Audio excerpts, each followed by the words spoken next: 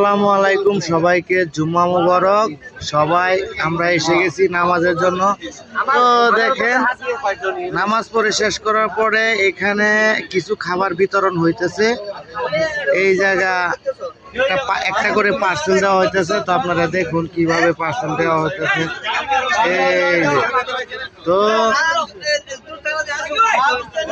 এখানে সবাই নামাজ পড়তে এসে গেছে। তো এই দেখেন শাক সবজি ফল ফুল বিক্রি হচ্ছে। এই আর কি।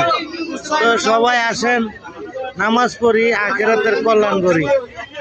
এটাই ইমানদারদের জন্য শুভ।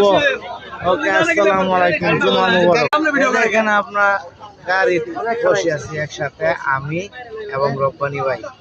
ঠিক আছে, এই যে আরো দর্শক, অনেক দর্শক। সো গাইস, আসসালামু আলাইকুম।